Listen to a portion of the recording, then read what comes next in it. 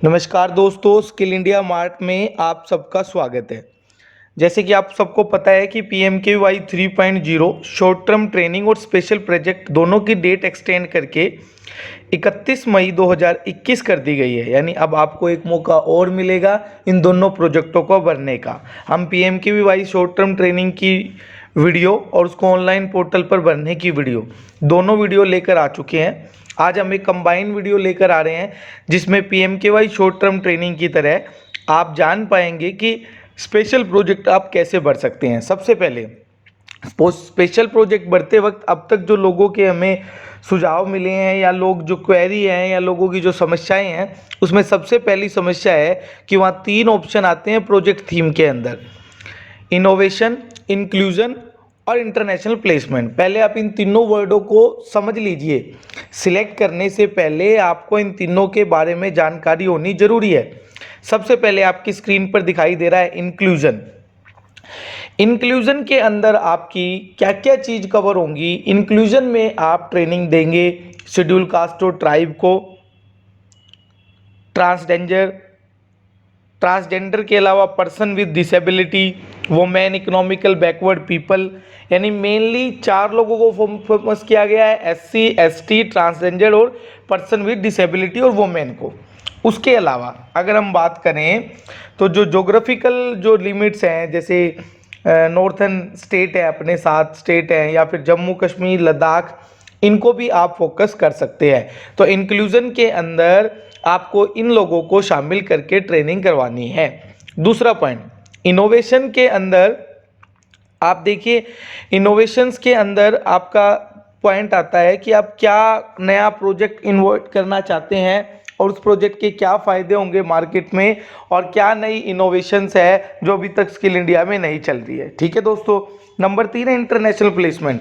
International placement NSDC ने IISC बनाए हुए हैं पूरे इंडिया में, इंडिया इंटरनेशनल स्किल सेंटर। उन्हीं को आप बना सकते हैं। जिन लोगों के पास इंडिया इंटरनेशनल स्किल सेंटर है वही लोग इंटरनेशनल प्लेसमेंट के लिए जा सकते हैं। ठीक है दोस्तों। तो इस प्रकार से सबसे पहले आपको तीनों कैटेगरी में से कैटेगरी का चुनाव करना होगा कि आप SC ST को देना चाहते हैं ट्रेनिंग, या फिर कोई इनोवेटिव प्रोजेक्ट है जिससे समाज को फ़ायदा होगा, या फिर आप इंडिया इंटरनेशनल स्किल सेंटर हैं। ठीक है दोस्तों। पहले आपको थीम को सिलेक्ट करना है। उसके बाद अब आ जाइए ऑनलाइन पोर्टल पर। देखिए दोस्तों, जो स्क्रीन आपके सामने दिखाई दे रही है, अब मैं रजिस्ट्रेशन आप लोग कर चुके होंगे, रजिस्ट्रेशन का प्रोसेस अभी तक आपको समझ आ चुका होगा, इसलिए मैं डायरेक्ट जो फर्स्ट स्क्रीन आती है, जब पहली बार आप रजिस्ट्रेशन पर क्लिक करते हैं तो उसमें ऑर्गेनाइजेशन टाइप के अंदर कई सारे टाइप्स आते हैं, जिसमें आप प्राइवेट ट्रेनिंग प्रोवाइडर अगर सिलेक्ट करते हैं तो तीनों ऑप्शन आपको सिलेक्टेड आते हैं: इंक्लूजन, इनोवेशन और इंटरनेशनल प्लेसमेंट। ठीक है दोस्तों। नेक्स्ट पॉइंट पर अगर मैं बात करता हूं, उसके बाद सबसे ऊपर आपको दिखाई देगा ऑर्गेनाइजेशन प्रोफाइल अपडेट करने के बाद नेक्स्ट ऑप्शन आपको दिखाई देगा एलिजिबिलिटी क्राइटेरिया। सबसे पहले आप प्रोजेक्ट थीम पर जब आप क्लिक करोगे तो तीनों ऑप्शन आपको यहाँ पर दिखाई देंगे: इंक्लूजन, इनोवेशन और इंटरनेशनल प्लेसमेंट। हम यहाँ पर ये वीडियो इंक्लूजन को ध्यान में रखते हुए बना रहे हैं सबसे पहले, क्योंकि सबसे आसान जो है वो इंक्लूजन ही है, क्योंकि इसके अंदर कोई इनोवेशन नहीं है। आपके प्रोजेक्ट का कोई, आपके पास एक स्पेशल प्रोजेक्ट होना जरूरी नहीं है, इसमें सिर्फ आप जॉब रोल सिलेक्ट करोगे और साथ साथ उनको ट्रेनिंग करा दोगे सबसे पहले। उसके बाद आप ध्यान रखें, जितना आपका टर्नओवर होगा वो ऑटोमेटिक कैलकुलेट होकर यहाँ पर आ जाएगा। अगर मान लीजिए आपका टर्नओवर 1 करोड़ है तो आप उसका 4 गुना तक अप्लाई कर पाएंगे, यानी कि 4 करोड़ 4 टाइम्स आप टर्नओवर के गुना अगर प्रोजेक्ट अप्लाई करते हो, उसकी लिमिट में अप्लाई करते हो, तो आपको पूरे मार्क्स मिलेंगे। ठीक है। ठीक है दोस्तों। यानी कि आप ज़्यादा प्रपोजल, जिसके किसी का टर्नओवर 50 लाख है तो 2 करोड़ का मत अप्लाई करें। अगर वो 50 लाख का ही अप्लाई करते हैं तो उसको पूरे 100% के 100% मार्क्स मिलेंगे। तो यहाँ पर कॉस्ट डाल के उसको सबमिट करनी होगी। नेक्स्ट ऑप्शन जो आपकी स्क्रीन पर है वो प्रोजेक्ट थीम का होगा। जब आप ऑर्गेनाइजेशन प्रोफाइल को सबमिट करोगे, ऑर्गेनाइजेशन के प्रोफाइल को सबमिट करते वक्त पहला ऑप्शन ऑटोमेटिक दिखाई देगा कि आपकी एज ऑफ ऑर्गेनाइजेशन, जो आपने इनकॉर्पोरेशन डाइट डाली होगी, वो ऑटोमेटिक आ जाएगा। उसके बाद देखिए ये 27% आ रहा है, यानी कि पहले अपने टर्नओवर का 4 गुना में अप्लाई कर दिया है, इसलिए इसका रेशो ये जो है आपका वो 100% आना चाहिए, तब आपकी प्रायोरिटीज ज़्यादा होंगी। तो इसको आपको ज़्यादा से ज़्यादा रखना है। थर्ड पॉइंट, इंक्लूजन के अंदर इंक्लूजन उन्हीं सेंटर्स पर अवेलेबल होगा जिन सेंटर पर आप लोग प्रोजेक्ट अप्लाई कर रहे हैं। यानी कि ये देखना चाहती है एनएसडीसी कि जिन लोकेशंस पर आप कर रहे हैं उस पर आपके ट्रेनिंग सेंटर है या नहीं, और है तो कितने हैं। 75% से ज़्यादा है तो पूरे नंबर मिलेंगे, और उन्हीं लोकेशन पर आपके ऑफिस भी है तो पूरे नंबर आपको मिलेंगे। तो इनके लिए आप उनका रेंट एग्रीमेंट या बिजली का बिल या फिर कोई और डॉक्यूमेंट्री प्रूफ उनके लिए आप लगाएंगे। ठीक है दोस्तों, ये था आपका दोस्तों 2 चीज़ कि आपने थीम सिलेक्ट की, और थीम सिलेक्ट करने के बाद आपने ऑर्गेनाइजेशन प्रोफाइल को सबमिट कर दिया। अब जो स्क्रीन आपकी स्क्रीन पर दिख रही है, ये स्क्रीन आती है प्रोजेक्ट अप्लाई करने के बाद। जर्नल तो आपका नॉर्मल आता है, अब तक आप देख चुके होंगे। टारगेट जो है वो आपका यहाँ से शुरू होता है मेन प्रपोजल। ये है दोस्तों मेन प्रपोजल की स्क्रीन। सबसे पहले प्रोजेक्ट थीम्स में देखिए, आपने इनोवेशन सिलेक्ट करना है या इंक्लूजन सिलेक्ट करना है, दोनों में से जो भी आपका मन करे। यहाँ हमने इनोवेशन को ध्यान में रखते हुए प्रपोजल बनाया है, आप इंक्लूजन भी सिलेक्ट कर सकते हैं। State, district, sector, job role और नंबर ऑफ कैंडिडेट, जो टारगेट आप मांगना चाहते हो और उसकी प्रपोज प्लेसमेंट क्या है वो 2.2 में आपको डालनी होगी। उसके बाद 2.3 के अंदर प्रोजेक्ट डिस्क्रिप्शन है। प्रोजेक्ट डिस्क्रिप्शन के अंदर आप बताओगे कि ये प्रोजेक्ट आपने क्यों चुना और इसका क्या फ़ायदा आपको रहेगा। 2.4 में इस प्रोजेक्ट के संबंधित, यानी जो कैंडिडेट आप ट्रेनिंग कराओगे उन कैंडिडेटों को आप प्लेस कहाँ पर कराओगे, तो उन प्लेस कराने के लिए आपको LOR यानी कि लेटर ऑफ इंटेंट जो एम्प्लॉयर से लेना होता है उसकी सारी डिटेल आप डाल लेंगे, उसकी ईमेल ID, कितनी सैलरी वो प्रपोज कर रहा है, कितने एम्प्लॉयड है, और साथ में LOR को अपलोड भी कर दोगे 2.4 के अंदर। 2.4 में बड़ा इंपॉर्टेंट पॉइंट है, यानी उस प्रपोजल के बारे में आपको सारी चीज़ बतानी होगी कि क्या इनोवेटिव है उसके अंदर। सबसे पहले आप एक ब्रीफ समरी बताएंगे प्रोजेक्ट की, भाई इस प्रोजेक्ट का आप क्यों इस प्रोजेक्ट को आप अप्लाई कर रहे हो, इसके क्या फ़ायदे होंगे।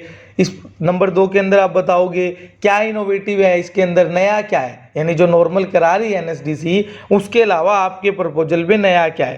थर्ड पॉइंट, आपका प्रपोजल कौन सी इनोवेशन की कुछ कैटेगरियां बताई गई हैं, उन कौन सी कैटेगरी में फॉल करता है, उस कैटेगरी से कैसे संबंधित है। उसके बाद ऐड इनोवेशन पर आप कैटेगरी करोगे।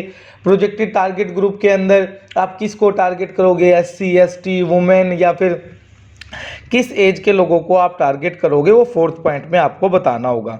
5th पॉइंट में आउटकम क्या होंगी, जैसे इसके फायदे क्या होंगे, एम्प्लॉयमेंट क्या जनरेट होगी, एंटरप्रेन्योरशिप क्या जनरेट होगी, या लोग अपना बिजनेस करेंगे, या फिर लोगों के अंदर अवेयरनेस आएगी, क्या होगा इस प्रोग्राम से, वो आपको 6 पॉइंट के अंदर उस थीम के अंदर बताना होगा। 6 पॉइंट में जो ट्रेनी होंगे वो कौन होंगे, क्या वो अभी करंटली एम्प्लॉई है या अनएम्प्लॉयड है, वो मार्केट में काम कर रहे हैं या नए हैं, किन लोगों को आप टारगेट कर रहे हो। ठीक है, क्या आप इंडस्ट्री की कोई परमिसेस लोगे, अपना कोई ट्रेनिंग सेंटर बनाओगे, आपकी प्लेसमेंट स्ट्रेटेजी क्या रहेगी, क्या आप जॉब फेयर लगाओगे, क्या आप ड्यूरिंग ट्रेनिंग भी इंडस्ट्रियल विजिट कराओगे, इंडस्ट्रियल विजिट कराने के उसको पूरी डिटेल्स आप एक परफॉर्मा आप बनाकर दोगे। ठीक है, उसके अलावा प्रोजेक्ट इम्प्लीमेंटेशन प्लान क्या है, कब आपका सेंटर बनेगा, कब आप मोबिलाइजेशन कर लेंगे, कितने लोग आपकी टीम में होंगे, एक्सेट्रा आपको बताना पड़ेगा। ठीक है, if the project is initiated by any government agency, तो उसके लिए आपको उसका MOU letter of interest, brief, job and responsibility, जो पार्टी इन्वॉल्व है गवर्नमेंट की, उनको भी आप साथ में यहाँ पर बताएंगे। ठीक है दोस्तों, उसके अलावा प्लेसमेंट परसेंटेज आपका कितना रहेगा, टर्नओवर ऑटोमेटिक आ जाएगा, कितने % आपने सेंटर दिए, मतलब कि मान लीजिए आप 4 सेंटर पर अप्लाई कर रहे हैं 13 पॉइंट के अंदर, what % of propose location will be covered at your training centre. मान लीजिए 4 लोकेशन है और चारों लोकेशन पर आपके ट्रेनिंग सेंटर है, तो 100%। 4 लोकेशन प्रपोज की, 2 ट्रेनिंग सेंटर है, तो फिर आप उसके 50% आप कर दोगे। इसी प्रकार से आप उन्हें अपने ऑफिस का भी परसेंटेज, इसके अलावा ऐसी कोई भी इंफॉर्मेशन जो आप बताना चाहते हैं वो आप बता सकते हैं 15 पॉइंट में। 2.6 में अगर आपको लगता है कि प्रपोजल फाइनेंशियल्स आप अपने हिसाब से करना चाहते हैं कि इस प्रपोजल को करने में आपका कितना खर्चा आएगा, तो आप एक्सपेंसेस ऐड नाम लिख के उसकी पर भाई जैसे मोबिलाइजेशन में आपने कहा पर कैंडिडेट मेरा 100 रुपये, 200 रुपये, 500 रुपये, कितने कैंडिडेट आप टारगेट कर रहे हो, ऐड एक्सपेंसेस ऐड।